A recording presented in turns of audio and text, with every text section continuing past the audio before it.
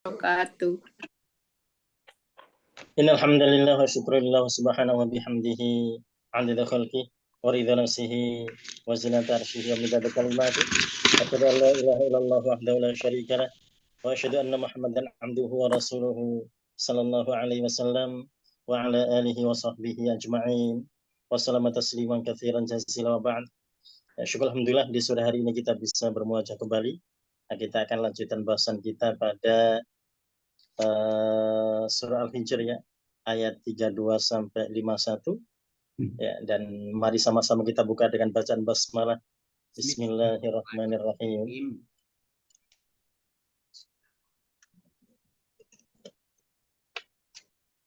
Ya, dari ayat 32 ya, 32 dan 33 ya. Silakan Pak Mazwar, 32 dan 33. Bismillahirrahmanirrahim. A'udzu billahi minasyaitonir rajim. Qala ya iblis malaka alla takuna ma'as sajidin. Dia Allah berkata, ya iblis, wahai iblis, malaka, apa sebab bagimu Allah untuk tidak takunu menjadi ma'as sajidin, bersama-sama orang yang bersujud. Qala lam aku li asjuda li bashar. Iblis berkata, aku tidak akan bersujud kepada manusia. Khalaqatahu min salsalim min hama'im masnun. Engkau menciptakannya dari tanah liat yang kering, dari lumpur hitam yang berbentuk. Ya. Qala ya iblis, ya, berfirman Allah, berkata Allah, wa iblis, malaka alla takuna ma'as sajidin, mengapa engkau tidak bersama orang-orang yang sujud atau tidak bersama kelompok yang sujud itu, yaitu para malaikat? Qal, dia berkata atau dia menjawab, lam akun, aku tidak akan li'ahjuda li bashar, untuk bersujud pada manusia. Khalaqtahu, yang engkau menciptakannya, min salsal, dari tanah liat kering, min hama'im masnun, dari lumpur hitam yang berbentuk. Ya, nah di sini kita dapati perintah Allah itu wajib ditaati gitu ya. Di sini bukan karena basyarnya, bukan karena manusianya, tapi ini kan perintah Allah ya. Jadi kalau iblis tahu akan makna la ilaha illallah, maka la ma'budu illallah ya. Tidak mungkin ada yang ditaati kecuali Allah kalau dia paham terkait dengan kalimat la ilaha illallah ya. Jadi seorang tidak hanya bisa bicara la ilaha illallah, tapi dia wajib bisa mengimplementasikannya. Dan iblis tidak mampu mengimplementasikan la ilaha illallah ya, meskipun dia pernah berucap itu. Dan itu ditujukan pada ayat ini bahwasanya dia tidak mau bersujud pada Allah, menunjukkan dia tidak taat pada Allah. Apalagi kemudian di sini kita dapati kesombongannya sangat tampak ketika dia memberikan alasan kenapa tidak mau bersujud pada bashar, pada manusia ya. Karena Allah ciptakan dari salsal, dari tanah liat kering. Di situ menunjukkan bahwasanya dia menghina di situ ya. Ada nada penghinaan di sana terkait ciptaan Allah itu. Ya, jadi dari apapun Allah ciptakan, yang jelas itu kan ciptaan Allah. Jadi hamba Allah yang beriman tentu akan mentaatinya, akan mengaguminya, bukan malah menyekutukannya ya. Nah, di sini kita dapati kesyirikan telah terjadi pada iblis ya, terhadap Allah, karena telah menduakan Allah, artinya tidak mau mentaati Allah. Ya. Jadi meskipun seakan-akan tidak ada yang lainnya ya, yang lain selain Allah siapa? Tidak ada. Gitu ya. Tapi dipastikan ketika dia tidak taat pada Allah itu, dia tidak melaksanakan perintahnya, berarti dia memang menyembah hawa nafsunya. Ya. Jadi yang menjadi Tuhan selain Allah pada iblis adalah nafsu iblis itu sendiri. Karena dia lebih mengikuti kehendaknya ya, dia lebih mengikuti nafsunya itu. Ya, jadi kalau ada manusia ditanya, saya tidak menyekutukan Allah kok, saya tidak mendoakan Allah, tidak ada yang saya taati kecuali Allah misalkan ya. Tapi ternyata dia lebih mentaati nafsunya, dia lebih mentaati keinginannya. Jadi sehingga perintah-perintah Allah tidak dilaksanakan karena dia lebih menghendaki atau lebih menyukai apa yang dia mau gitu ya. Nah, dan itu adalah kesyirikan gitu ya. Jadi tadi kembali pada iblis, iblis memang tidak ada sosok yang lainnya yang disembah, tapi dia dinyatakan telah menyembah nafsunya, telah menyembah keinginannya. Ya, nah di ayat 33 ini menunjukkan bahwasanya seorang tidak boleh ya dengan latar belakang yang berbeda lantas kemudian mereka pilih-pilih gitu ya. Jadi yang mereka jadikan alasan memilih karena ketakwaannya bagus gitu ya. Tapi kalau memilih karena ras gitu ya atau memilih karena kulit, warna kulit dan sejenisnya, nah itu nanti ada nilai kesombongan seperti kesombongan iblis gitu ya. Ya, jadi kita berteman dengan seseorang karena keimanannya bagus gitu ya. Nah, kita tidak mau berteman dengan seseorang karena kedolimannya bagus juga ya. Tapi kalau kita tidak mau berteman dengan seseorang karena kulitnya, atau karena cacat dia, atau karena apa, atau karena fisiknya, nah itu tentunya sama nanti dengan iblis bahasanya begitu ya. Iya. Berikutnya pada ayat 34 dan 35. Bu Elvia silahkan, 34 dan 35. 35. A'udzu billahi minasyaitonir rajim. Kok 34 Bu Ustaz, bukan dari 36 ya halamannya? Halamannya nggak mulai dari Ya, tadi 32 dan 33, sekarang 34 dan 35 ayatnya. 32. Ya, sekarang 34 dan 35. Al-Hijr. Iya, enggak. Oh, artinya sama ininya beda. Iya, nggak klop artinya halamannya, Bu Elvia. Nggak sama. Ya. Oh. A'udzu billahi minasyaitonir rajim. Qala fakhruj minha fa innaka rajim. Allah berfirman, maka keluarlah kamu dari surga, maka sesungguhnya kamu terkutuk. Fa inna alaika la'nata ila yaumiddin. Dan sesungguhnya atas kamu laknat sampai hari pembalasan. Ya. Qala fakhruj minha, Allah berfirman, kalau begitu keluarlah kamu darinya. Nya di sini kembali pada surga, jadi jannah. Fa innaka rajim, karena sesungguhnya engkau terkutuk atau terlempar ya. Rajim ini dia rojama, terlempar, terkutuk, terlempar dari surga. Nah, karena ketika ada kemaksiatan pada diri seseorang, maka dia tidak layak berada di surga ya, sehingga dia rojim, dia terlempar. Wa inna alaika la'nah, dan sesungguhnya atasmu al-la'nah, kutukan, ila yaumidin, sampai hari pembalasan. Ya, di sini kita dapati bahwasanya Allah tentu memberikan kesempatan pada iblis ya untuk bertaubat padanya. Ya, jadi meskipun tampak kalau kita baca ayat ini tampak singkat ya, seakan-akan Allah langsung mengusirnya begitu ya. Nah, tapi kalau kita kembali pada Al-Baqarah ada proses panjang di sana yang menjelaskan terkait dengan itu ya. Bahkan nanti ketika turun ke bumi, itu Allah masih menawarkan lagi terkait dengan permohonan ampun gitu ya. Yang di situ ada Nabi Adam, ada Hawa alaihissalam gitu ya, dan semuanya berkesempatan untuk tadi mohon ampun pada Allah termasuk iblis gitu ya. Ya, tapi ternyata dia tetap kekeh dalam pendiriannya ya. Dipastikan bahwasanya dia telah menyembah nafsunya. Meskipun tidak ada sosok lain yang tampak disembahnya, tapi dia telah menyembah nafsunya sehingga dia disebut dengan musyrik gitu ya, makhluk Allah yang telah melakukan kesyirikan. Ya.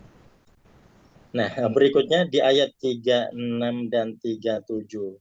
Ya, mungkin silakan 36 dan 37. A'udzubillahi minasyaitonirrajim. Bismillahirrahmanirrahim. Qala rabbi fa'anzirni ila yaumi yub'atsun.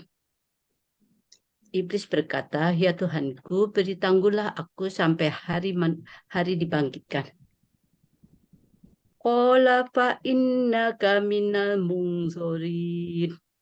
Allah berfirman, maka sesungguhnya kamu termasuk orang-orang yang diberi tangguh.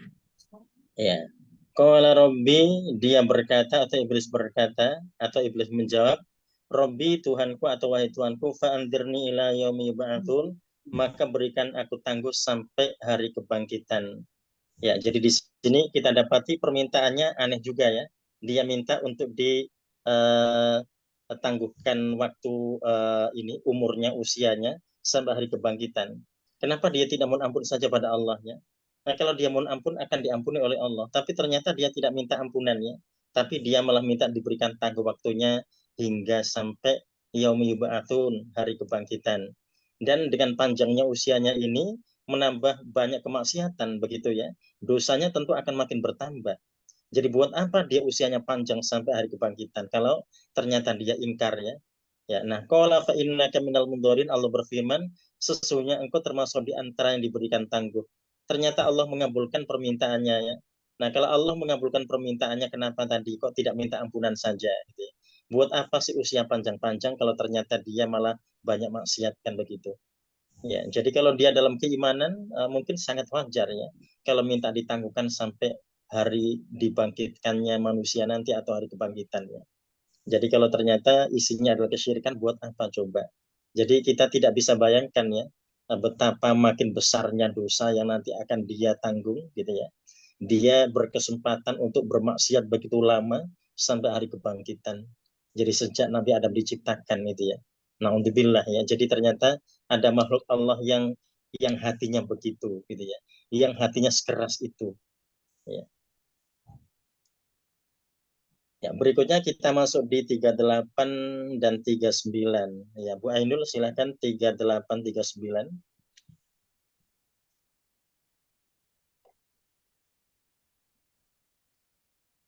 Belum bunyi, Bu Ainul?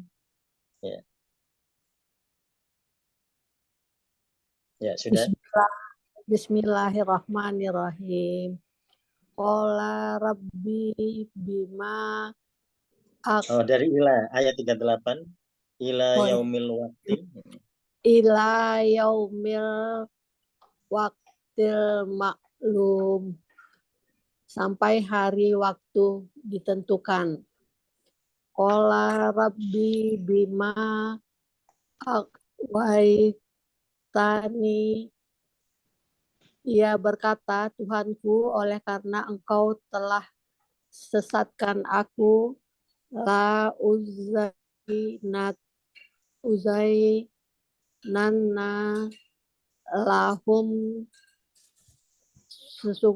sesungguh aku pasti akan jadikan bagi mereka ardi, di bumi, wala uswiyannahum, dan aku akan menyesatkan mereka ajma'ina, semuanya.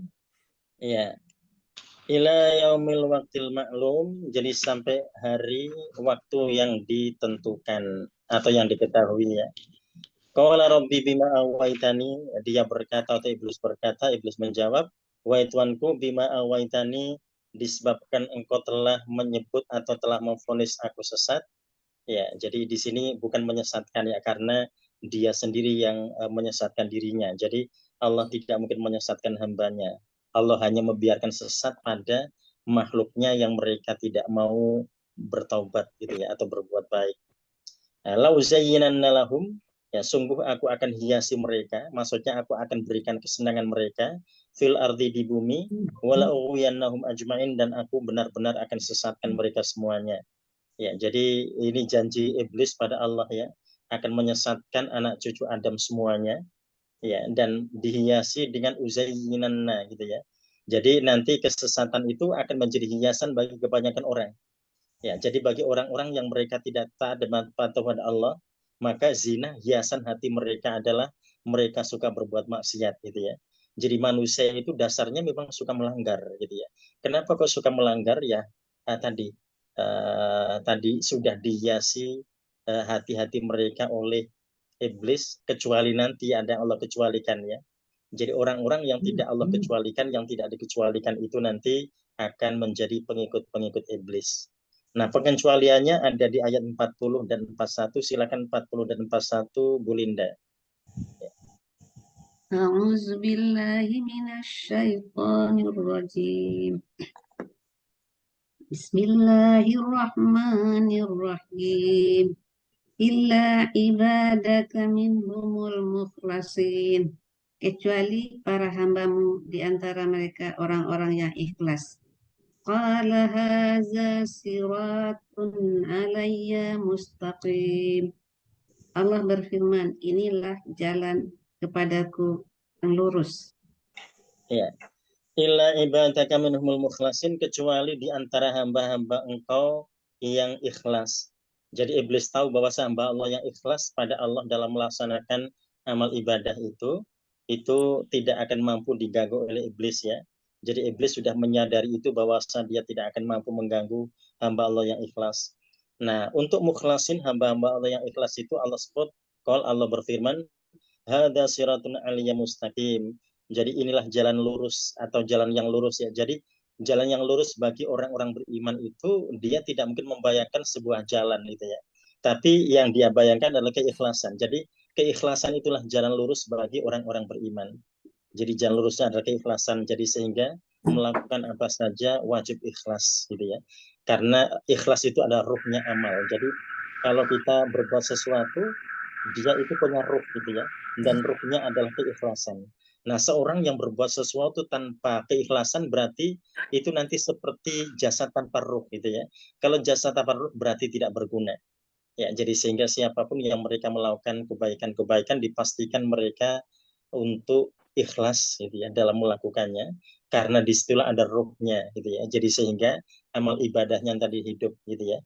Ya, jadi itu juga tadi tidak hanya terkait dengan ibadah mahdhah, tapi juga ibadah huru mahdhah, termasuk pekerjaan, aktivitas-aktivitas yang lainnya, ya baik di lingkup keluarga atau di lingkup masyarakat atau negara gitu ya. Jadi orang-orang yang mereka itu ikhlas dalam melakukan sesuatu, maka itulah yang namanya jembatan gitu ya. Itulah namanya sirat mustaqim. Jadi jalan yang lurus adalah itu. Ya. Nah, yang tidak punya keikhlasan berarti mereka dipastikan bengkok di jalan syaitan ya, atau biasa disebut dengan fisabilis syaitan ya, mereka ada di jalan syaitan. Ya, dan yang tahu keikhlasan seorang adalah dirinya sendiri ya. Jadi dia berbuat A, B, C, ini ikhlas atau tidak, itu dia yang tahu.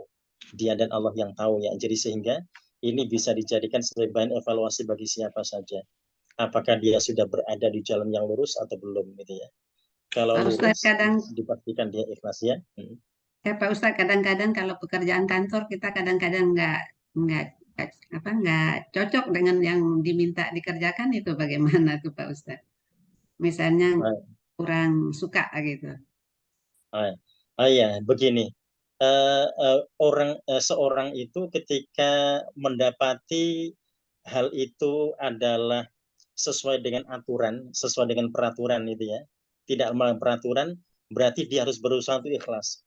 Ketika ternyata ada indikasi melanggar peraturan dan dia merasa tidak ikhlas, tidak nyaman, itu menjadi kebaikan baginya ya. Jadi artinya perasaan tidak nyaman bagi orang yang melaksanakan sesuatu yang sebetulnya dia tahu ada pelanggaran di sana, ada penyimpangan di sana, sehingga dia merasa tidak nyaman, itu akan menjadi kebaikan bagi orang itu ya. Artinya dia masih punya filter gitu ya. Ya, jadi tidak harus semua itu dipaksa untuk ikhlas. Jadi karena keikhlasan itu hanya untuk Allah gitu ya, bukan untuk yang lainnya. Makanya satu-satunya surah di Al-Qur'an yang dikasih nama Al-Ikhlas yang tidak ada kata itu di dalamnya adalah surah Al-Ikhlas ya, itu Qul huwallahu ahad ya. Itu mentauhidkan Allah. Jadi ikhlas kita karena Allah gitu ya. Jadi kalau misalkan pekerjaan di suatu lingkungan atau lembaga tertentu yang ada indikasi penyimpangan sehingga kita merasa tidak nyaman, justru ketidaknyamanan kita itu karena kita taat pada Allah ya. Jadi sehingga ada kontra di situ. Jadi kita mesti tadi berterima kasih pada Allah karena ternyata kita masih berada di koridor yang baik gitu ya. Ya, nah tetapi perasaan itu tetap nanti bagaimana akan disikapi dengan bijak ya. Jadi apakah seorang itu kemudian akan meluruskan? Nah, meluruskan ini kemudian kan Rasul memberikan tahapan-tahapan ya. Ketika dia punya kuasa, dia bisa gunakan kekuasaannya untuk meluruskan. Kalau ternyata ada indikasi pelanggaran gitu ya. Kalau ternyata dia tidak punya kuasa, dia bisa dengan lisannya.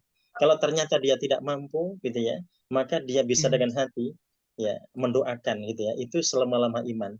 Yang jelas jangan sampai seorang tidak berbuat apapun di situ.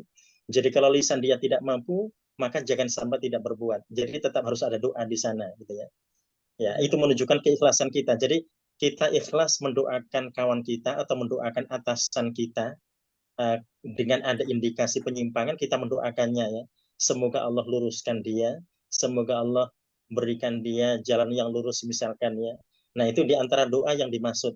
Tapi itu disebut Rasul selemah-lemah iman ya. Tapi yang jelas kita tetap punya kontribusi di situ.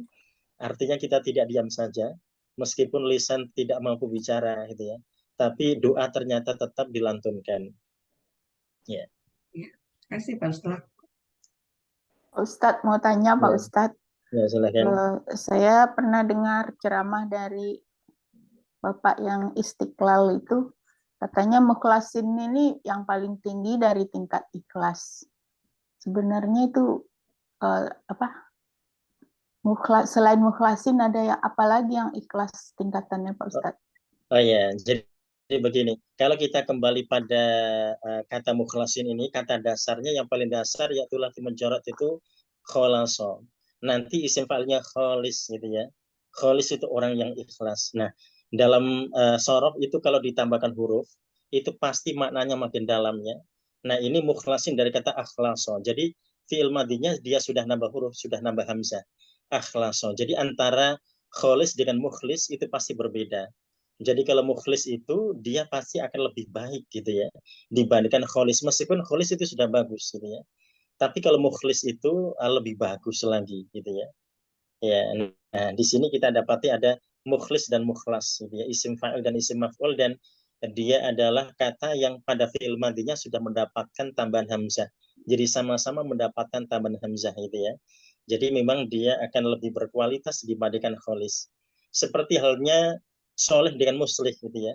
Soleh itu kan sudah bagus gitu ya. Tapi lebih bagus lagi kalau dia itu muslih gitu ya. Ya, jadi muslih itu dia ada tambahan hamzah pada fi'il madinya sehingga isim fa'ilnya menjadi mukhlis. Nah, kalau dia kholis itu berarti dia baik untuk dirinya gitu ya. Tapi kalau muslih, jadi kalau muslih itu dia bisa tadi ikut berkontribusi memperbaiki yang lain gitu ya.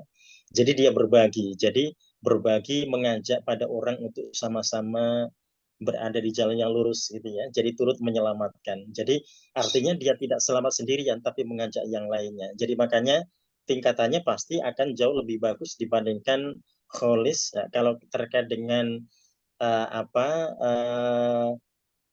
soleh tadi berarti muslih itu pasti akan jauh lebih baik dibandingkan soleh gitu ya. Meskipun tadi soleh sudah baik gitu ya, tapi muslih tetap lebih baik.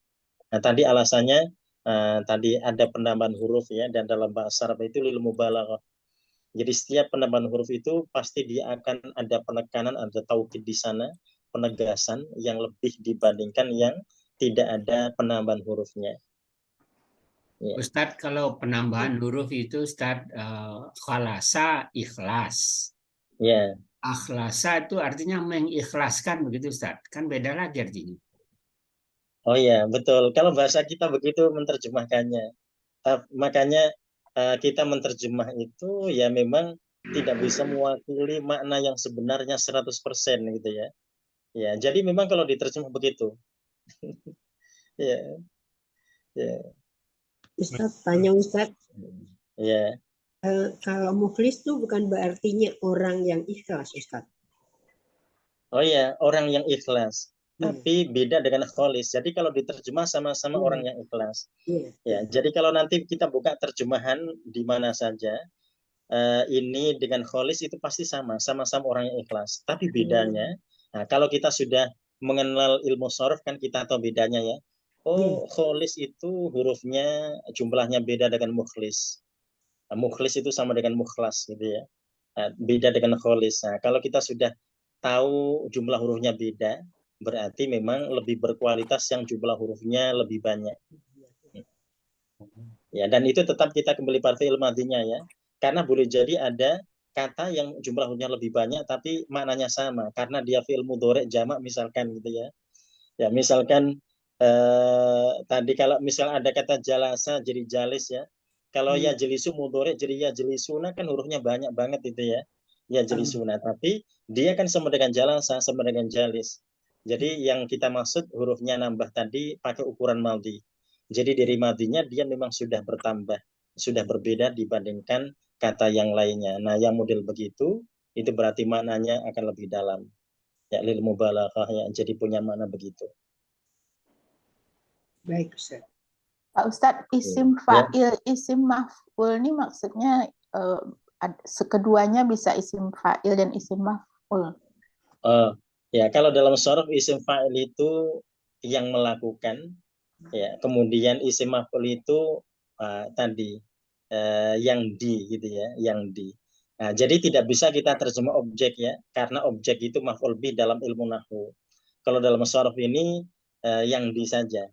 Objek penderita di situ ya, terkait dengan misalkan memukul dan dipukul gitu ya.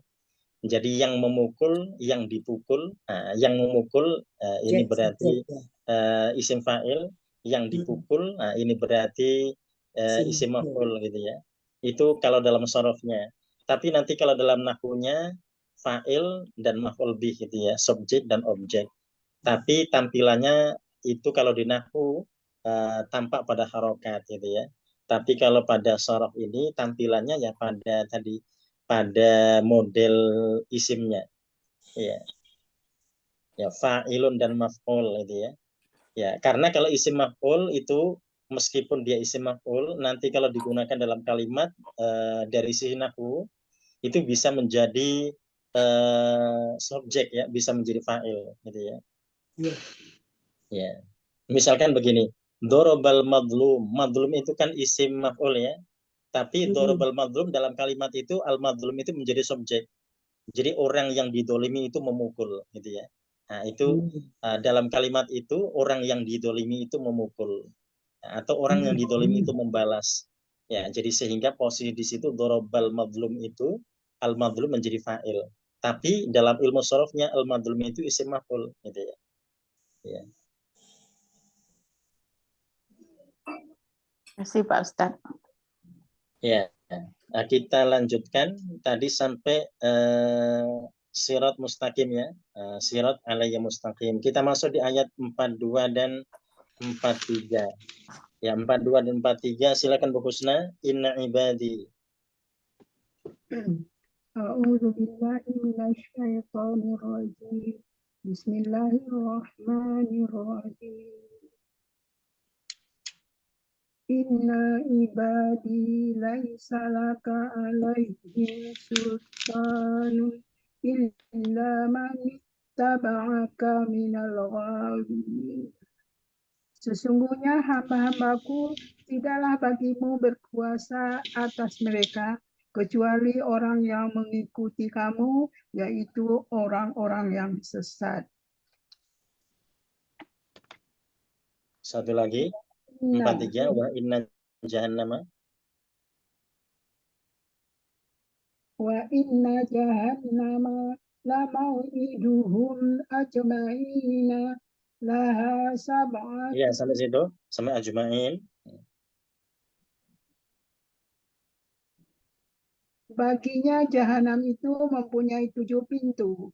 Tiap-tiap Wa inna jahannama, dan sesungguhnya neraka jahanam. Yang 43. Dan sesungguhnya jahanam itu adalah tempat yang dijanjikan pada mereka semuanya. Ya. Inna ibadi laisa laka alaihim sultan. Sesungguhnya engkau wahai iblis tidak punya kuasa terhadap hamba-hambaku. Ya, jadi iblis dipastikan oleh Allah tidak punya kuasa untuk mengganggu hamba-hamba Allah. Illa manita ba'aka, kecuali orang yang sengaja mengikutimu minal ghawin, di antara orang-orang yang sesat. Nah, sengaja mengikuti ini seperti apa? Kita ambil contoh ya. Nah, kalau Rasul menyebut syaitan itu makan pakai tangan kiri, minum pakai tangan kiri. Nah, kalau ada manusia yang melakukan itu berarti dia ikut, gitu ya. Nah, manusia ikut itu berarti mereka akan gampang diganggu oleh syaitan. Makanya orang tidak asal, mungkin ada orang mengatakan begini ya, ya masa makan tangan kiri saja dibilang syaitan, atau masa minum tangan kiri dibilang syaitan, ya memang begitu. Ya, karena memang Rasul menyebut bahwasanya inna syaitona ya'kulu bishimali, syaitan itu makan dengan tangan kirinya, wa yashrabu bishimali, dan minum juga dengan tangan kirinya. Jadi ya itu berarti dia mengikuti setan gitu ya. Dan dia akan gampang terganggu ketika dia sudah mengikutinya. Nah, itu hal-hal yang dianggap orang kecil gitu ya. Jadi mungkin orang merasa kalau ada orang makan pakai tangan kiri dianggap tidak bersalah. Ya, mungkin yang dianggap salah adalah ketika dia mencuri atau korupsi gitu ya. Ya, tapi itulah kesalahan yang mungkin dianggap orang itu remeh gitu ya. Jadi untuk hal-hal yang dianggap kecil itu kalau diperhatikan dan mereka akan berusaha untuk menghindari dari hal-hal kecil yang termasuk bagian daripada perbuatan setan itu, nah itu insya Allah akan menjadikan mereka selamat gitu ya. Jadi sekecil apapun makanan atau minuman, sesedikit apapun, berarti orang Islam yang beriman tidak akan pernah dengan tangan kirinya. Itu contoh gitu ya. Ya. Nah, jadi kalau sudah makan tangannya pakai sendok, kirinya pakai garpu gitu ya. Nah, ternyata kirinya yang garpunya itu ya tetap dia ambil dengan tangan kirinya dan dimakan pakai kirinya gitu ya. Jadi mestinya bolehlah dia mau pakai garpu 10 juga boleh gitu ya. Tapi kan tetap harus pakai kanan gitu ya untuk memakannya. Ya, jadi sehingga tidak ada indikasi orang itu mengikuti setan yang iblis di sini ya Allah sebut setan karena sudah melanggar ya. Ya, jadi sehingga dia mudah untuk dikuasai oleh setan. Ya, jadi hamba Allah, sekali lagi hamba Allah tidak bisa dikuasai oleh iblis atau setan itu kecuali hamba Allah itu sengaja mengikuti perilakunya gitu ya. Wa inna jahannama lamu'iduhum ajma'in, dan sesungguhnya neraka jahanam itu benar-benar dijanjikan untuk mereka semuanya. Ya, jadi neraka jahanam dijanjikan untuk mereka-mereka yang menjadi pengikut syaitan. Dan kita ingat syaitan yang Allah sebut di 42 tadi adalah iblis ya. Jadi karena dia sudah melanggar sehingga Allah sebut dengan syaitan. Ya, jadi awalnya Allah sebut dengan iblis ketika dia masih baik ya. Ketika masih taat, ketika sudah ingkar Allah sebut dia dengan syaitan. Ya. Tanya Pak Ustadz. Ya. Ada dua. Satu, bagaimana dengan orang yang kidal, dan yang kedua itu kalau makan ini ala barat ya, misalnya steak itu kekuatan kan ada pada tangan kanan, dipotongnya pakai pisau tangan kanan, terus ngambilnya sesudah dipotong pakai tangan kiri masuk mulut, itu bagaimana? Pindah dulu tangan kanan gitu. Oh ya. Gimana? Oh kidal ya. Jadi begini, orang Satu kidal, kidal, jadi ya. orang kidal itu masih bisa pakai kanan kalau dia makan ya. Kalau dia nulis atau dia misalkan membawa barang, memang dia lebih kuat yang kiri. Ya. Tapi ketika dia cibok tetap harus pakai tangan kiri ya. Kalau dia makan mesti pakai tangan kanan. Jadi tadi kalau dia kidal hanya sekedar kidal saja ya. Kecuali kalau kanannya tidak mampu gitu ya. Jadi kanannya ternyata tidak mampu digerakkan. Itu darurat gitu ya. Tapi selama dia bisa menggerakkan kanannya, maka dia akan berusaha makan dan minum dengan tangan kanannya. Nah, kemudian kalau terkait dengan cara, jadi tadi ya, cara makan makanan tertentu, gitu, yang orang punya kebiasaan, dipotong dulu, ya sudah dipotong aja semuanya. Habis dipotong, kemudian dimakan pakai tangan kanannya ya. Garpunya dipegang pakai tangan kanannya. Jadi setelah dipotong-potong kan berarti selesai gitu ya. Ya, kadang-kadang orang kan turunnya habis motong satu langsung dimakan itu. Udah dipotong aja dulu semuanya. Habis itu dimakan kan enak gitu. Ya, terima kasih. Ya, nah sekecil apapun ya. Kadang-kadang orang menganggap kecil misalkan ya, dia makan tahu goreng pakai cabai gitu ya, atau gorengan pakai cabai gitu ya. Ya, cabainya pakai tangan kiri, Pak Ya, Ustaz. betul. Nah, cabainya meskipun kecil, dia usahakan untuk pakai tangan kanan. Dan dia harus berusaha, insya Allah bisa dan tidak ada masalah. Gitu ya. Jadi dia mesti risih ketika dia pakai tangan kiri. Kenapa? Karena ada indikasi tadi, kalau dia mengikuti kebiasaan setan, sekecil apapun yang dia makan, sesedikit apapun yang dia minum, maka dia akan mudah dikuasai oleh syaitan. Dan Allah yang menyatakan itu ya. Jadi iblis, syaitan itu tidak akan bisa menguasai hamba Allah, manusia, ketika mereka itu dalam keikhlasan untuk melaksanakan apa yang Allah perintahkan ya. Jadi kalau makan dengan tangan kanan dan minum dengan tangan kanan, ini berarti dia taat pada Allah. Artinya syaitan tidak mudah mengganggu. Tapi kalau sekali dia sudah tadi teledor gitu ya, sekecil apapun itu, nah disitulah kemudian syaitan mulai masuk gitu ya. Jadi kenapa keluarga Nabi Ibrahim ya sampai istri dan anak itu tiga-tiganya diganggu, itu kan berarti dia mengganggu dari segala arah ya, dari suami nggak mampu, dari istri gitu ya. Ya, karena boleh jadi ada orang diganggu suami nggak mampu, tapi istrinya ternyata bisa gitu ya. Nah ini istrinya nggak kena. Setelah itu anaknya juga ya, nggak mampu juga, jadi kuat semuanya. Karena memang mereka-mereka ini tadi berusaha untuk tidak sedikit pun untuk mengikuti apa yang biasa menjadi kebiasaan setan gitu ya. Yang susah itu Ustaz di pesta-pesta ya, untuk cari tempat duduk itu yang susah. Kalau untuk makan kanan itu insya Allah ingat ya. Nah, kalau mau nyari duduk di pesta itu, aduh susah banget. Kalaupun kita dapat sekali kita berdiri udah diambil orang lagi. Iya. Itu gimana? Nah, ya, jadi begini ya. Kenapa ya tiba-tiba tradisi Barat itu masuk ke kita terkait dengan undangan itu ya, atau dengan walimah atau pesta gitu ya. Nah, padahal dulu orang-orang kita itu dulu ketika undangan-undangan itu kan mereka diundang dan mereka dipersilakan duduk ya. Dan ternyata tradisi itu masih bagus ketika diundangnya itu ke rumah.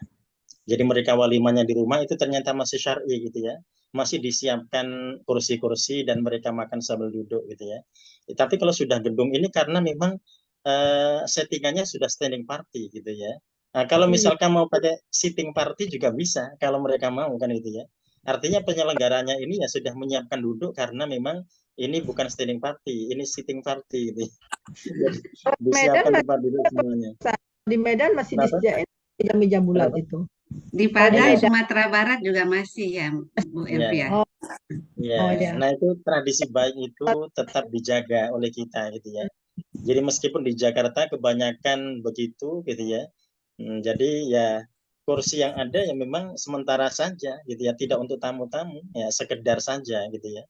Ya, jadi sehingga banyak sekali yang mereka tidak mampu untuk duduk. Padahal orang itu kalau ditanya itu pasti ya, pengen makan sambil berdiri atau saya pengen duduk biar nyaman, pasti begitu gitu ya. Ya mereka karena tidak difasilitasi tadi, sebetulnya mereka itu pengen gitu ya, untuk duduk ya. Nah ini tadi kembali pada penyelenggaranya gitu ya. Kita bisa bayangkan ngundang orang, tapi menjadikan orang itu tidak bisa baik dalam tadi ya dalam melakukan adab-adab Islami gitu ya. Oleh karena memang tidak disiapkan, tidak disediakan. Apalagi sekarang itu sudah ada model-model ini ya, klaster-klaster ya. Jadi tamu di klaster-klaster, ada tamu VIP, ada tamu kelas reguler gitu ya. Yang VIP datang langsung naik ke panggung gitu ya.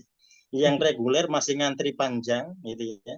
Dan tempatnya pun juga berbeda, padahal tamu ini kan doif itu kan disebut oleh Rasul orang beriman pada Allah dan hari akhir itu akan menghormati tamu-tamunya. Dan tamu tidak akan dibeda-bedakan ya. Nah, berdasarkan apa orang-orang dibedakan dari kelasnya itu? Kan mereka kan datang bukan beli tiket gitu ya. Mereka kan datang diundang ya. Jadi ternyata model-model Yahudi juga diterapkan gitu. Dan ternyata kaum muslimin sebagian melakukan itu. Jadi sadar atau tidak, tapi itulah yang terjadi gitu ya.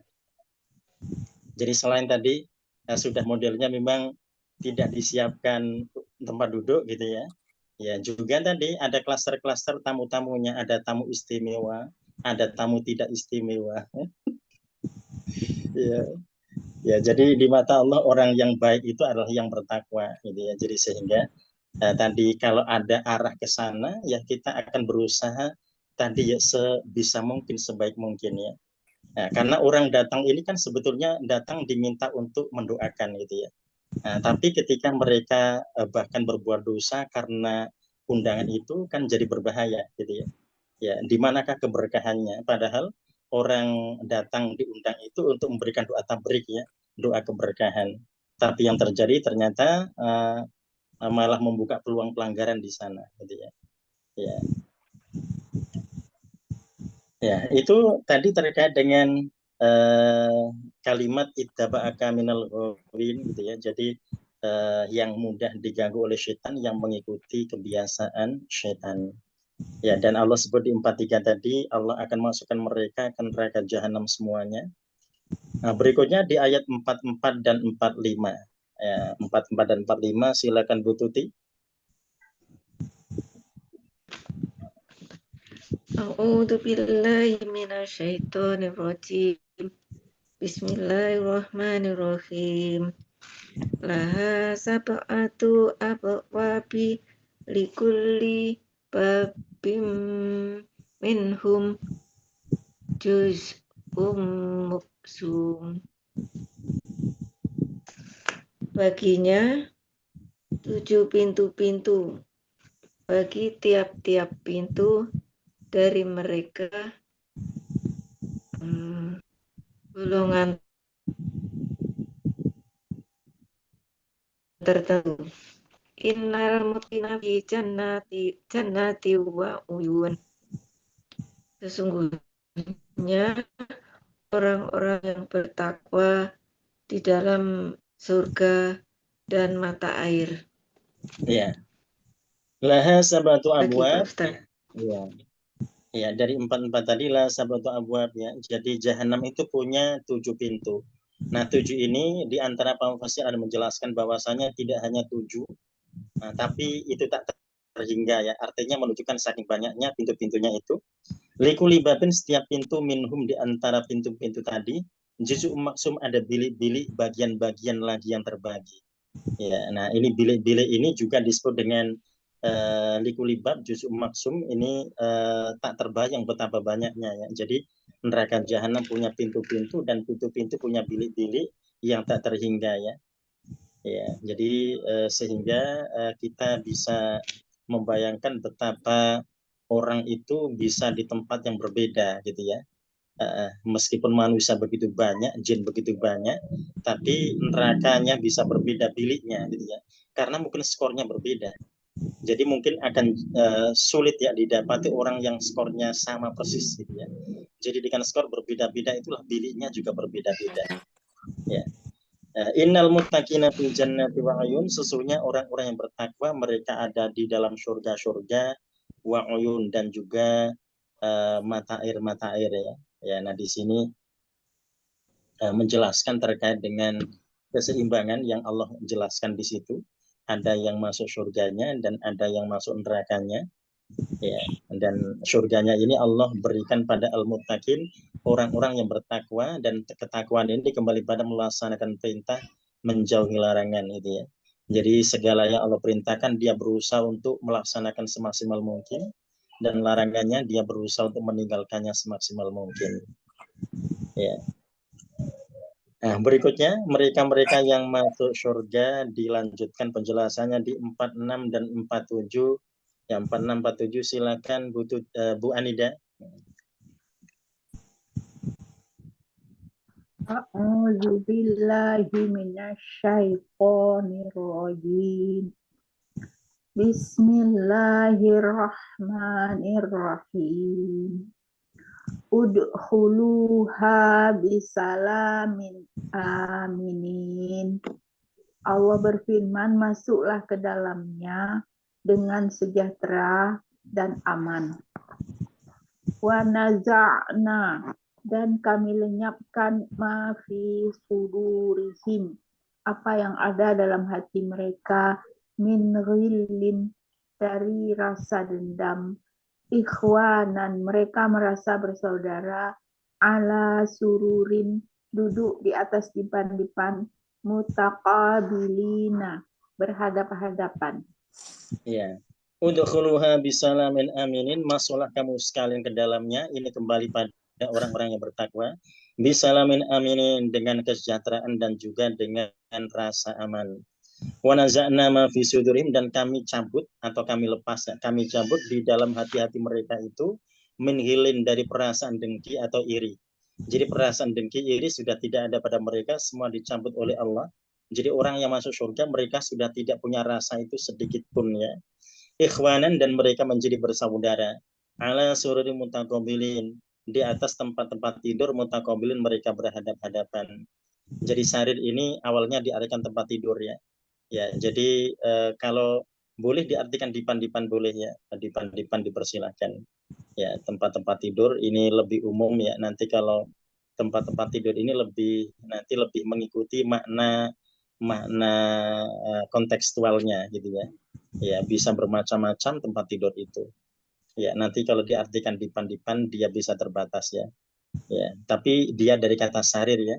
Jadi surur ini jamak dari sarirun, sarirun tempat tidur ya. Ya, dan tempat tidur nanti bisa berkembang ya sesuai dengan perkembangan zaman itu ya. Ya, ya jadi nampaknya terjemah dulu yang diterjemahkan Dipan-Dipan sekarang masih berlangsung ya. Kata itu terjemahnya masih sama Dipan-Dipan ya. Ya. Ya, nah itu insya Allah kita masuk di ayat selanjutnya 48 dan 49. Bu Wardi 48 dan 49.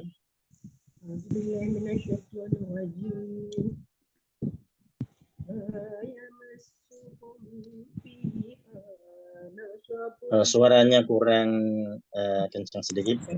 Saya kejauhan. Ya, ya. Ya. A'udzubillahi minasyaitonir rajim. La yamassuhum fiha nasabun wa ma hum minha bimukhrajin. Tidak menyentuh mereka, la yamassuhum tidak menyentuh mereka fiha di dalamnya nasabun rasa lelah, wa ma dan tidaklah wa mahum dan tidaklah mereka minha darinya bimukhrajin benar-benar akan dikeluarkan. Nabi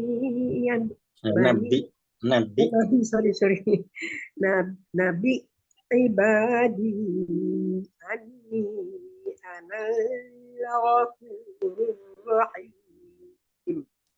Nabi artinya kabarkanlah, nabaa ya, dari naba ya. Kabarkanlah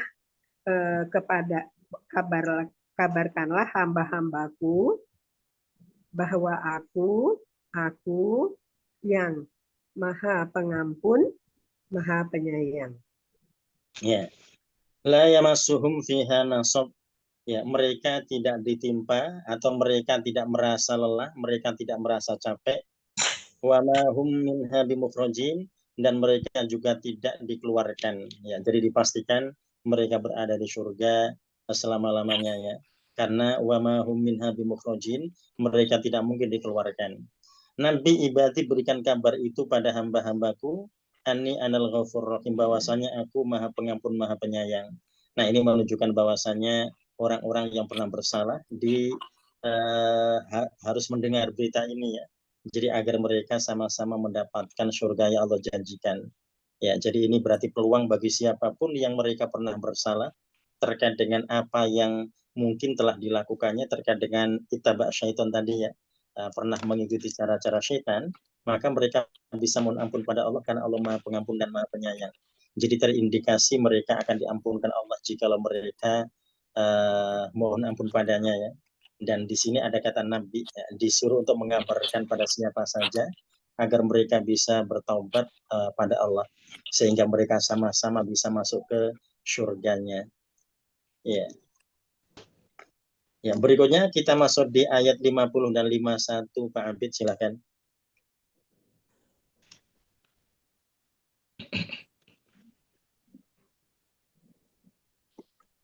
Ya, 50 dan 51 ya. Belum bunyi? Belum bunyi, Pak Abid? Belum bunyi, dibunyikan dulu. Ya. Oh ya sudah. Ya. Wa anna adabi wal azabul alim, dan bahwasanya azabku adalah azab yang sangat pedih. Wa nabikum an doifi Ibrahim, dan beritakan kepada mereka tentang kamu Ibrahim. Ya. Wa anna adabi, dan sesungguhnya adabku atau siksaku, wal adabul alim, adalah siksa yang pedih. Ya, wa nabihum an dhaifi Ibrahim, dan berikan kabar berita pada mereka tentang tamu-tamu Nabi Ibrahim. Ya, jadi di sini nanti kita mendapati ada penjelasan terkait dengan tamu-tamu Nabi Ibrahim ya. Jadi sehingga kita semua bisa ambil pelajaran, dan siapapun di antara kaum muslimin mereka juga wajib untuk bisa mendengar kronologi kedatangan tamu-tamu Nabi Ibrahim itu ya. agar mereka bisa ambil pelajaran dari itu. Dan ternyata di sini selain kita diperintahkan Nabi ibadi memberitahukan pada hamba-hamba Allah yang lainnya bahwa Allah Maha Pengampun Maha Penyayang, artinya apapun yang pernah dilakukannya terkait dengan kebiasaan syaitan, maka insya Allah Allah akan ampunkan itu ya. Jadi di sini menunjukkan disuruh untuk mengajak, juga termasuk diajak untuk bisa tahu akan tamu-tamunya Nabi Ibrahim ya.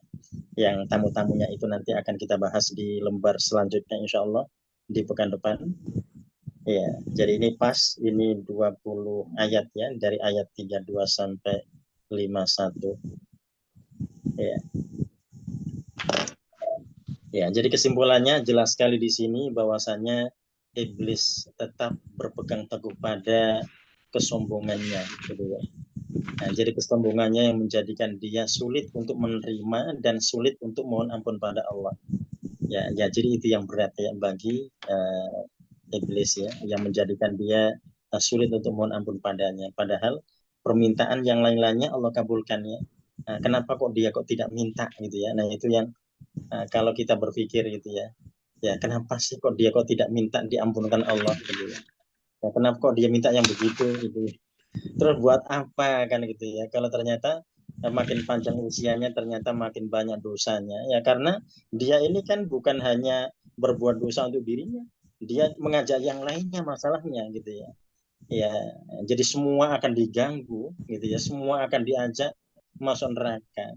Yang tidak berhasil diganggu hanya yang ikhlas tadi, yang mereka dipastikan punya jembatan sirat mustaqimnya. Ya, jadi kalau kita baca Al-Fatihah, mungkin orang membayangkan sirat mustaqim itu adalah seperti rambut dibelah 7 gitu ya, gambarannya, bayangannya. Tapi di ayat tadi yang sudah kita bahas, yang namanya sirat mustaqim adalah keikhlasan. Jadi artinya kita itu lebih mudah untuk mengevaluasi gitu ya. Ya, karena kalau orang membayangkan sirat mustaqim itu rambut dibelah 7, kita pun juga bingung gitu ya. Caranya bagaimana nanti kan begitu ya melewatinya. Orang jembatan kayu saja bisa jatuh gitu. Ya. Nah, ya jadi orang agar mudah membayangkan tadi, maka di sini kita mendapati kejelasannya terkait dengan ayat yang Allah sebut ya di ayat ke-41 tadi, bahwasanya sirat mustaqim yang Allah sebut adalah keikhlasan tadi. Jadi makin ikhlas seseorang makin lurus di jalan Allah. Ya. Nah, jadi kalau masalah membayangkan rambut dibelah 7, pokoknya kalau dia sudah ikhlas nanti akan bisa lolos itu. Kalau seandainya itu benar-benar terjadi nanti pada dirinya, gitu ya. Ya, jadi tidak ada hal yang menakutkan ketika dia sudah berusaha ikhlas karena Allah. Jadi melakukan segala amal dan perbuatan aktivitas yang lainnya dipastikan bahwa seorang benar-benar ikhlas ya. Makanya Nabi Ibrahim, Nabi Ismail itu setelah melakukan apa saja, bukan hanya terkait dengan ibadah saja, terkait dengan pekerjaan-pekerjaan yang lainnya, itu selalu diakhiri dengan Rabbana taqabbal minna gitu ya. Ya Allah, terimalah dari kami. Maksudnya terimalah dari apa yang telah kami kerjakan. Jadi tidak hanya berucap alhamdulillah saja ya, tapi Rabbana taqabbal minna, ya Allah terimalah dari apa yang kami lakukan. Ya, karena semuanya akan bernilai ibadah ya. Pekerjaan-pekerjaan kita dimanapun itu semua bernilai ibadah. Kalau ada ruhnya gitu ya. Ruhnya tadi adalah keikhlasan itu. Ya, itu insya Allah lembar 264 ya dari surah Al-Hijr yang sudah kita bahas hari ini. Dan selanjutnya kita masuk di nahwunya. Hari ini kita masuk di judul baru. Boleh nanya dulu, Ustaz. Oh ya, boleh, silakan. Ustaz, saya mau nanya, ini di luar tema sih. Saya mau nanya, misalnya orang mau berdoa la ilaha illallah Rasulul Karim, itu apakah harus niat sholat dulu? La ilaha illallahul halimul karim, subhanallah rabbil arsyil azim, itu doa sholat hajat. Doa sesudah sholat hajat. Apakah kita memang waktu sholat 2 rakaat itu harus niat sholat hajat, atau boleh misalnya pas kita sholat 2 rakaat, apakah itu kita sholat malam, apakah kita sholat duha, boleh nggak Ustaz?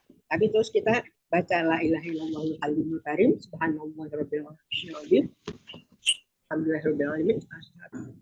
Ya. Ya, itu salah satu di antara cara gitu ya.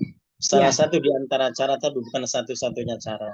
Yang jelas kalau kita punya banyak cara, silakan kita gunakan gitu ya. Karena kita tidak pernah tahu cara yang mana yang akan terkabul gitu ya. Ya, jadi segala cara bisa kita laksanakan ya.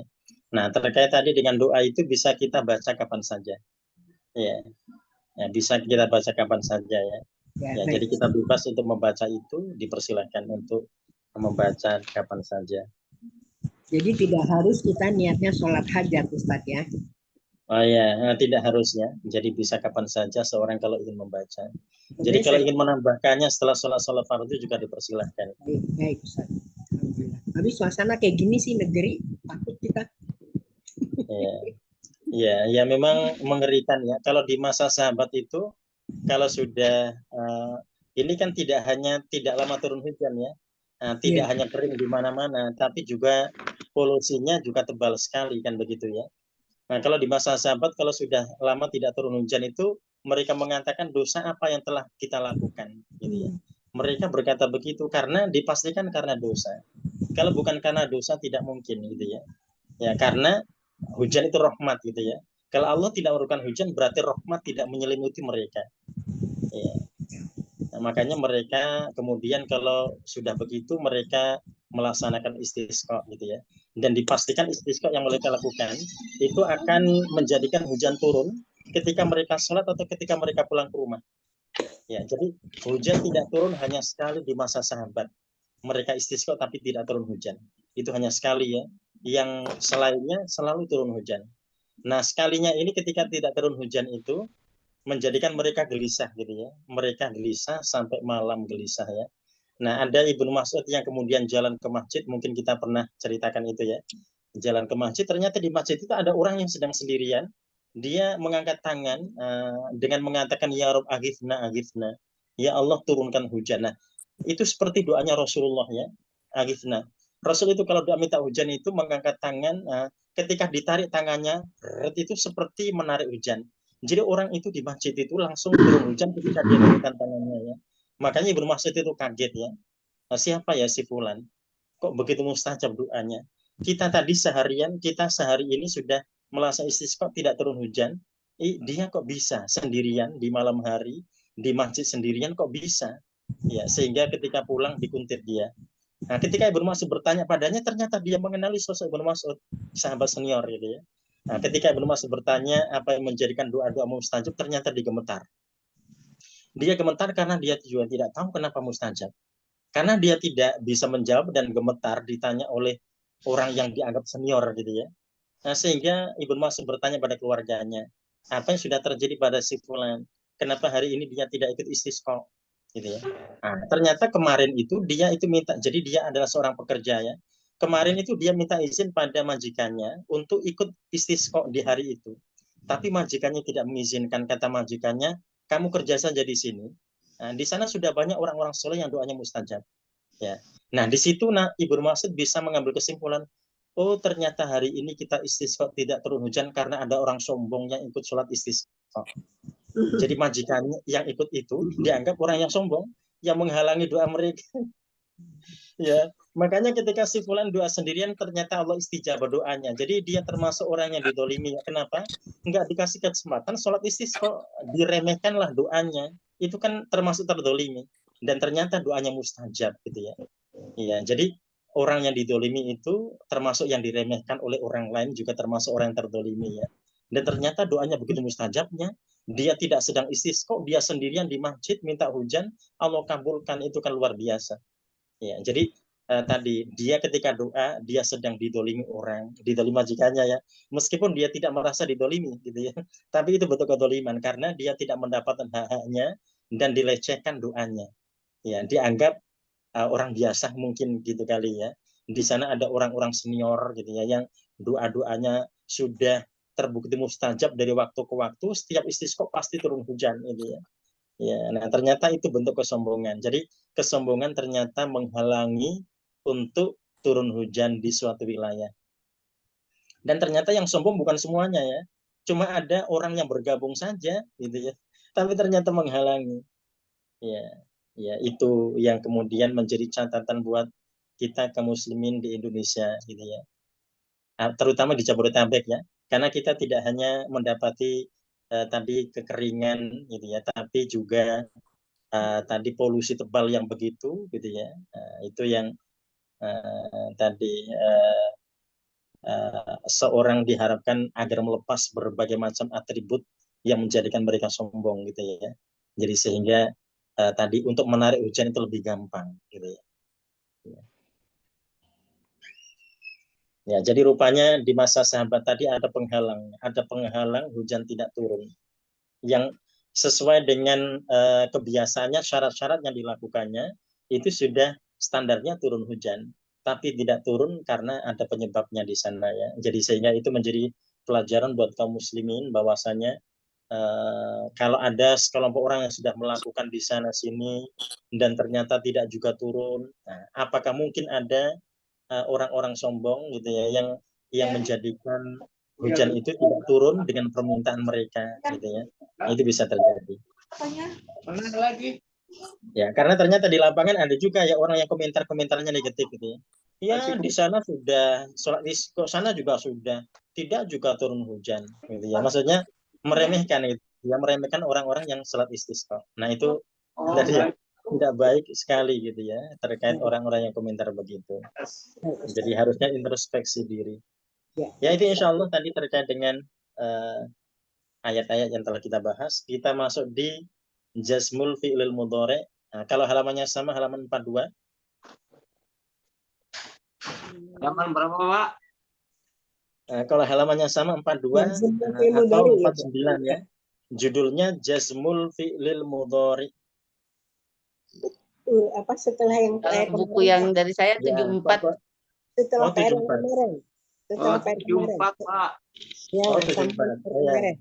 Jadi setelah tamrin yang kemarin, setelah PR yang kemarin. Setelah PR kemarin ya. Ya, jadi judul baru jazmul fi'lil mudhari. Jazmul fi'lil mudhari ya. Ya, jadi kalau kemarin nasbul fi'lil mudhari, nasab fi'il mudhari ya. Kalau sekarang jazmul fi'il mudhari, berarti ini nanti akan menjazmkan fi'il mudhari. Ya, jadi jazmul fi'il mudhari menjazmkan fi'il mudhari ini nanti ada huruf-huruf tertentu yang menjadikan mudhari'nya jadi majzum ya. Kalau kemarin ada harfu nasbin, anlan, idan, kai, ada 4 ya. Nah, ini nanti di contoh-contoh ini kita mendapati ada 3 kelompok contoh.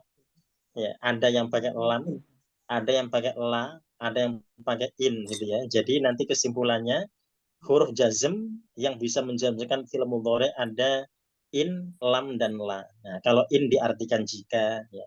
Lam diartikan tidak gitu ya, atau belum. Kalau la diartikan jangan. Jadi ini bukan la tidak, bukan tapi la jangan ya. Kalau la tidak masuk di sini. Jadi ini la yang artinya jangan. Jadi ada in, ada lam, ada la. Nah, kalau contohnya di sini kita masuk di nomor 1. Contohnya lam yahfad. Ya, ini boleh diartikan tidak menghafal atau belum menghafal ya. Ustaz, membedakan la tidak sama la jangan itu gimana kita Ustaz? Oh ya, kalau la jangan itu nanti berarti menyebabkan mudhari'nya majzum, sukun gitu ya. Jadi mudhari'nya nanti jadi majzum, itu berarti la-nya diartikan jangan. Kalau ternyata la-nya tidak punya pengaruh terhadap mudhari', ternyata mudhari'nya masih marfu gitu ya, masih dhammah. Berarti la-nya artinya tidak. Jadi kita ambil contoh nomor 4 ya. Misalkan nomor 4 ini ada la ta'kul gitu ya. Itu berarti kamu jangan makan. Tapi kalau la ta'kulu kamu tidak makan. Ya. Oh, ini karena la ta'kul ini kan jadi jazm. Ya. Ini berarti betul jazmnya. Ya. Jadi la-nya harfu jazmin, ta'kulnya majzum di situ. Ya. Berarti nah itu contoh dari la. Ya, ini termasuk huruf nahi ya Ustaz.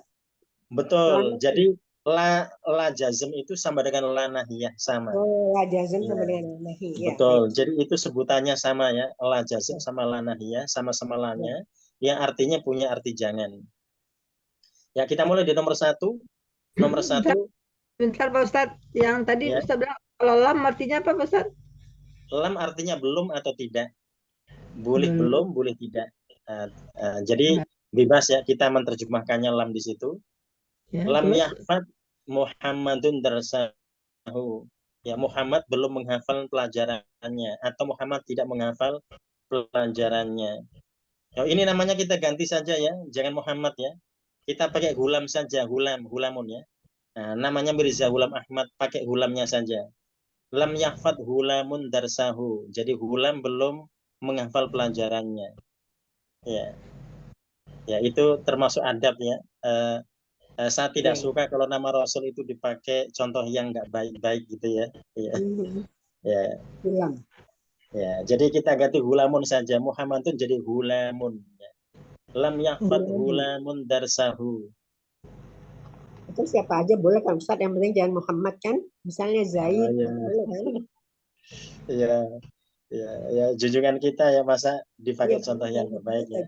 Ya, kalau Rasul pasti yahfad darsahu pastilah gitu ya. Zaidun aja dah, Zaidun. Ya, Ya, Zaidun boleh. Pokoknya jangan nama pakai hulamun saja. Kalau Zaidun itu sahabat Nabi yang Oh, masuk apa? Ya, dia Hulamun. dari kalangan budak yang ternyata namanya satu-satunya sahabat yang namanya disebut di Al-Quran. Itu kan luar biasa. Zaidun. Ya, Iya, itu di Zaidun, Al-Ahzab, betul. surah Al-Ahzab ya. Jadi kata Allah, falamma qada Zaidun. Iya. Ketika Kalau Zaid telah gimana ya, Ustaz? Gulam kenapa? tulisannya gimana? Oh, hulamun ghain lam alif mim. Hulamun. Oh, Ustaz, ha apa kha? Ghain. Oh, Ghain setelah hulam. ain, ghain setelah ain ya. Ya, Hulam. ghain. Hulamun. Ya. Pakai panjang lam. Ustaz. Ya, Hulam lamnya pakai panjang. Lamnya Ghain, panjang. lam, alif, mim. Hulamun. Hulamun. Oh ya, hulamun. Ya. Ya. Artinya apa sih? Hulamun? Gulam ya gulam. Ya. Enggak, artinya Boleh apa? diartikan seorang anak boleh ya. Oh, Kalau seorang diartikan gulam juga boleh. Ya, baik Ustaz. Ya. Lam yahfad hulamun darsa, hulam belum menghafal pelajarannya atau hulam tidak menghafal pelajarannya. Nah, ini yahfad ini majzum karena ada lam ya. Ya. Jadi kalau tidak ada lam nanti berarti yahfadu. Yahfadu, Ya. ya. Ya, nah kalau tidak ada lam bagus ya. Kalau tidak ada lam kita pakai yahfadu Muhammadun darsahu. Oh, Muhammad ya. Ya, Muhammad menghafal pelajarannya. Ya, ya. Nah, yang kedua, lam yang kotik. Nah, di sini juga yang kotik pakai sukun karena ada lam. Lam yang kotik nuzulul mator. Ya, belum berhenti nuzulul mator, turun hujan. Ya. Ya, sekarang kita minta hujan, ini belum berhenti. Ya. Ya, kalau ini belum berhenti hujannya ya. Kalau kita belum ada hujan. Ya. Ya, Purwakarta sampai kering begitu ya. Ya, ini buku saya ini kalau nggak kita baca sesuatu bingung. Kemarin itu yang nomor 2, Ustaz, saya bingung. Kenapa jadi hilang?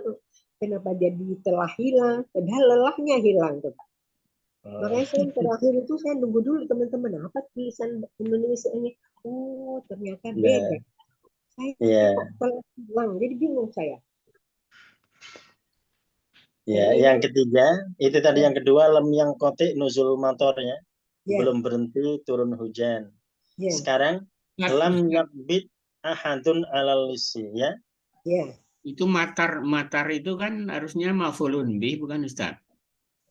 Oh, nuzul ini fa'il dari yang kotik. Ya, nuzulnya itu kenapa dhamma? Nuzulnya itu menjadi fa'il dari yang kotik. Jadi begini, kalau nomor 1 kan pakai yahfad, menghafal ya. Nah, menghafal ini termasuk fi'il muta'addin, dia punya objek. Makanya darsanya menjadi maf'ul bih gitu ya. Ya. Tapi kalau nomor 2 yang kotik itu tidak punya objek, dia namanya lazim. Fi'ilnya lazim ya. Jadi fi'il yang tidak perlu objek. Nah, itu yang kotik itu putus atau berhenti ya. Jadi nuzulunya ini fa'il, al-matorinya itu mudhaf ilaih. Nah, kita belum sampai di mudhaf ilaih ya. Nah, jadi ini karena nuzul mator ini jadi satu, nuzulnya fa'il, dia juga mudhaf, dan al-matorinya mudhaf ilaih. Jadi al-matorinya kasrah karena mudhaf ilaih alasannya ya. Nah, nanti kalau lebih jelasnya mudhaf ilaihnya kita berarti di topik selanjutnya nanti.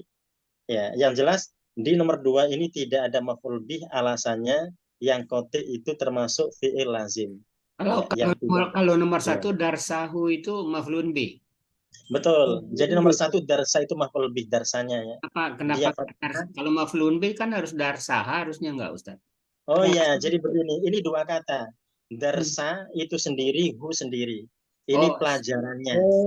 Ini kalau hu-nya kita ganti dengan nama Muhammad misalkan berarti darsa Muhammadin gitu ya. Nanti kalau kita ganti domirnya nanti dia sama dengan nomor 2 al-matori kasrah itu. Ya. Oke. Kalau dekati gulam berarti darsa gulamin gitu ya. Ya. Berarti kan ini Jadi dursa ya. maf'ul bihnya di Ustaz. darsanya. Ya. Ustaz, darsa apa dursa? Kok di saya dursa? Oh, yang betul darsa. Darsa, Oh, pakai fathah Darsa. danya. ya di saya darsa deh. Dur ya. Darsa ya. Nomor 2. Terus diulang lagi soal di tempat saya lain. Ya. Nomor 2 lam yang kotik nuzulul matori. Ya. Ya. Jadi ini fi'il mudhari'nya nomor 1 yahfad, nomor 2-nya yang kotik ya. Dua-duanya dijazmkan oleh huruf lam. Ya. Ya. Ya. Nah, ini ada contoh satu lagi di nomor 3 pakai lam juga. Nomor 3. Mutorinya kan boleh yang kita pakai itu apa namanya? Yang disandarkan, Ustaz. Ya. Mutori kan boleh yang disandarkan. Kenapa fi'il mudhari'nya kenapa? Bukan, matorinya itu bisa yang disandarkan kan? Oh iya, al-matorinya ya. Ya, dia Ya, mudhaf ilaih, al-matorinya. betul. Ya. Ya. Boleh Dia ya kita disandarkan ke nuzul. Ya, baik. Ya. Ya, sekarang nomor 3. Mudhof Lam ilaih itu yakbid. disandarkan Ustaz ya. Arti Ya. bahasa mudhof ilaih itu bahasa kita disandarkan gitu. Ya. Oh iya. Ya, Iya. disandarkan nuzul ya. Ya, jadi motornya itu disandarkan ke nuzul ya. Ya. Turun hujan ya. Sama dengan darsahu pelajarannya. Pak Ustadz mau tanya Pak Ustadz. Ya. Apa beda mudhaf dengan mudhaf ilaih dengan mudhaf saja? Mudhaf yang di depan. Oh ya. Ya, jadi kalau nanti ada mudhaf ilaih topiknya tersendiri ya. Nah, tapi secara umum mudhaf itu nanti cirinya isim itu tidak punya tanda isim. Tidak ada al, tidak ada tanwin ya. Makanya darsa itu tidak punya tanda isim. Nuzul juga tidak punya tanda isim ya. Ya, Tidak jadi ada alif lam. Maksudnya ya, tidak ada alif lam dan tidak ada tanwin ya. Ya. Biasanya isim itu kan punya salah satu tanda ya. Apakah al atau tanwin gitu ya. Nah, kalau ini mudhaf ini tidak punya dua-duanya. Ya, itu berarti ciri mudhaf ya. Ciri mudhaf itu cirinya dia tidak punya tanda isim meskipun dia ismun gitu ya. Baik al Bagaimana maupun tanwin tidak ada. Ya. Dan Jadi dia mudhaf ini nanti bisa mengejarkan mudhaf ilaih gitu ya. Dan mudhaf ilaihnya kasrah gitu kan? Betul, ya. Mudhaf ilaihnya kasrah majrur ya. Kalau kita biasa sebut kata majmu, Ustaz, kalau bahasa Indonesia tuh. Ya. Kata majmu. Kata benda majmu. Oh, kata benda. Oh iya iya. Masuk di nomor 3. Ya, Nomor 3 masih sama lam dengan 1 2 ya. Lam yakbid ahadun alal lisi. Lam yakbid.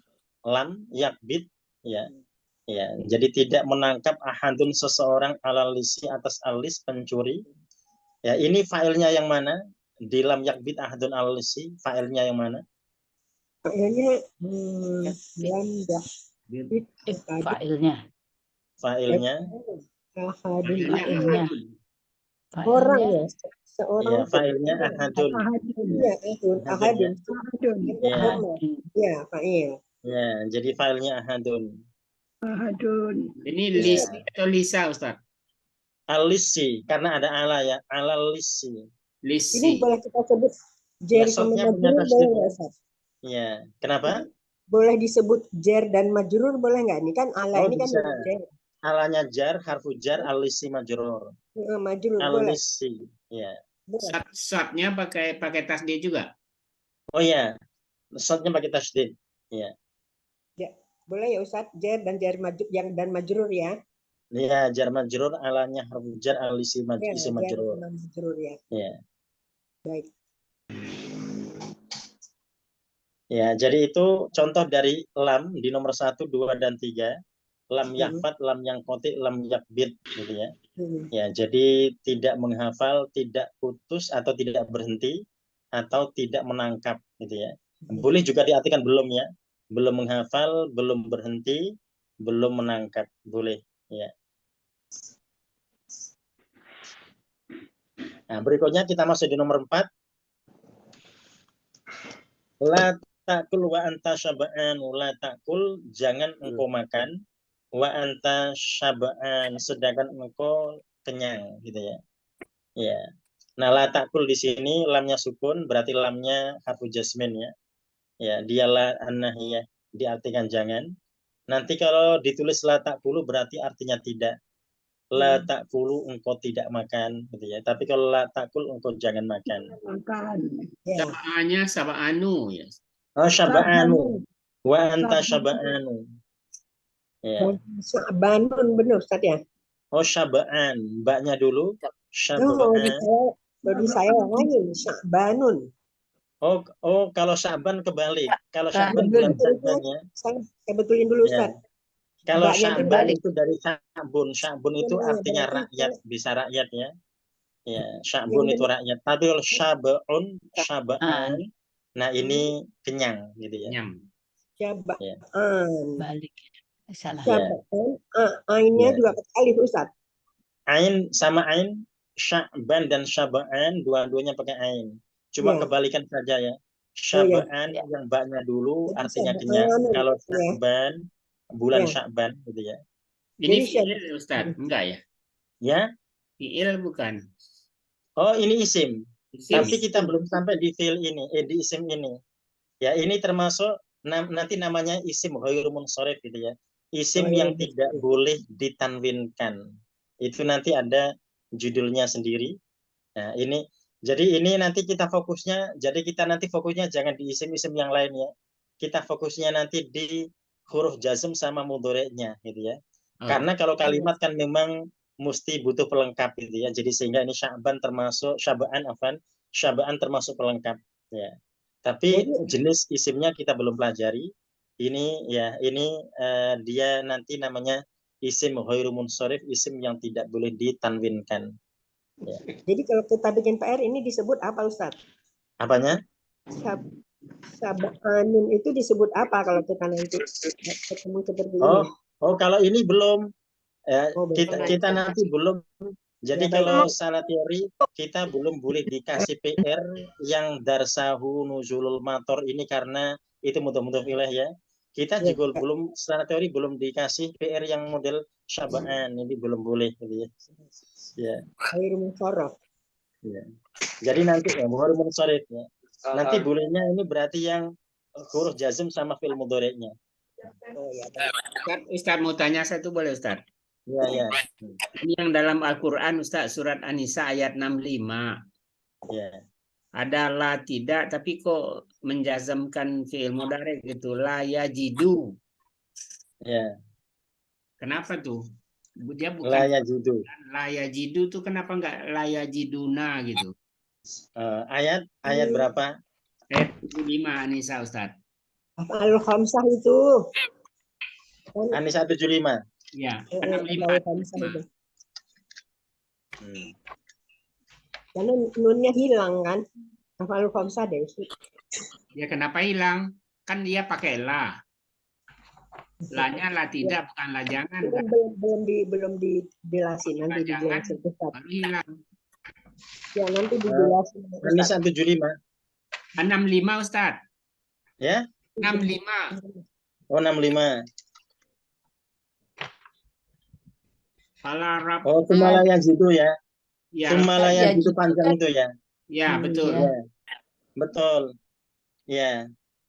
Ya, kenapa itu? Ya, kenapa kok nggak pakai nun? Itu nggak pakai nun artinya kan jazam kan, hilang nunnya. Ya. La-nya itu kan tidak, bukan jangan kok.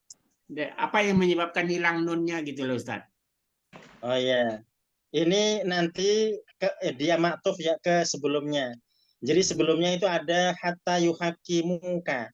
Jadi yuhakimu itu dia nunnya hilang, aslinya kan yuhakimuna ya. Ya betul. Itu nanti ini satu lagi betul. Ya. Jadi dia ini kembali ke yuhakimuka. Jadi aslinya yuhakimuna, ada hatta, jadi ini ada an. Nanti namanya an mudmaroh ya. Jadi hatta yuhakimuka fima syajara bainahum tsumma la yajidu. Nah, itu masih ini tsumanya ini atuf ya. Dia maktuf ke hatta. Jadi ya jidunya mengikuti yuhakimu. Ya. Jadi sama-sama tidak punya Hatta juga nun. menjazamkan gitu kalau Hatta. Oh, ini bukan menjazmkan, tapi menasobkan. Jadi ini hatta nanti ada topik sendiri namanya an mudmarah bi hatta. Jadi setelah hatta itu ada an. Jadi ini menasobkan bukan menjazmkan. Mana an-nya Ustaz? Oh, annya mudmarah. Annya tidak ada. Namanya mudmarah itu dia tersimpan ya. Jadi jadi semua setelah hatta. Jadi kalau ada hatta itu pasti fathah, gitu ya. Kayak begini, hatta yarji'a, hatta fadhaba, gitu ya. Ya. Ini kan bukan fathah Ustaz, hilang nunnya itu fathah Pak. Oh, karena jama. Jadi semua yang jama itu nanti kalau masuk itu ya masuknya itu hilang nunnya. Ya. Oh gitu. Betul. Bukan fi'il mudhari Ya, jadi af'al yang khamsah, jama, Ustaz. yang jama itu kalau masuk itu nunnya hilang. Nanti seperti majzum. Seperti majzum ya. Ya, kalau jamak ya. Jadi yang berbeda tampak perbedaan nanti kalau yang mufrad itu ya. Misalkan yarji jadi hatta yarji'a gitu ya. Tapi kalau la tarji gitu ya. Ya. Nah, kalau ini la yajidu ini tetap diartikan tidak boleh diartikan jangan. Kenapa? Karena nunnya hilang disebabkan dia masuk. Jadi dia masuk nanti ke yang yuhakimu. Ya. Dan yuhakimu nunnya hilang karena hatta. Gitu ya. Baik, Ustaz udah 5:30 lebih. Ya. Masya Allah. Ya, ini insya Allah. Ya. Jadi PR kita nanti nomor 1, 2, 3, 5 itu nanti diirobkan, tapi yang harfun sama yang fi'il mudhari'nya saja. Berapa Ustaz? 1. Ya, 1, 2, 3, 4, 5. 1, 2, 3, 4, 5. Jadi masing-masing hanya 2 kata. Nomor 1 2 kata, lam yahfad saja. Nomor 2 lam yanqati. Nomor 3 lam yakbid. Nomor 4 la ta'kul. Nomor 5 la tukthir. Ya, la tukthir minal dhahik ya. Jangan banyak tertawa gitu ya. Ya, baik Ustaz. Jadi ya baik. Pak Ustadz Jadi tanya satu aja Pak Ustadz tanya ya, sebelum silakan. Tadi yang nomor 1 kalau tidak ada lam jadi tadi terlewat gimana Pak Ustadz? Yahfadu. Kalau tidak ada lam dia dhammah. Jadi jadi nomor 1 2 3 4 5 ini kalau tidak ada lam dan la nanti yahfadu yang qati'u yakbidu ta'kulu tukthiru. Itu kalau tidak ada huruf jazm ya. Ini karena ada huruf jazm sehingga dia jadi sukun semua. Jadi nanti PR-nya i'rab ya, mengirobkan 5 nomor 1 2 3 4 5 tapi hanya masing-masing 2 kata saja. Lam yahfad, lam yanqati, lam yakbid, la ta'kul, la tukthir. Jadi terfokus pada judulnya, jazm dan fi'il mudhari'nya gitu ya. Baik. Yang diirab fi'il mudhari' majzumun ya Pak Ustadz ya. Fi'il mudhari' majzumun. Iya. Dan nanti model i'rabnya nanti mengikuti PR yang tadi ya, yang kemarin ya. Ya, cuma kalau kemarin kan masuk ya. Ya. Kalau ini jazm. Ya, kalau ini majzum. Ya. Majzum. Ya, ini insya Allah sampai ketemu pekan depan. Jadi kita lanjutkan nanti jazm fi'il mudhari' di pekan depan dan ayatnya kita akan lanjutkan di ayat selanjutnya insya Allah. Ya, jadi ya pekan depan kita masuk halamannya lebih banyak hari ini. Ya. 1 halaman lebih. Ya. Enggak, cuma 5 Bu. Kita masuk 52 sampai 70 ya pekan depan insya Allah. Irabnya ya. Ya itu kita akhiri dengan hamdalah dan doa kafaratul majelis. Alhamdulillahirabbil alamin.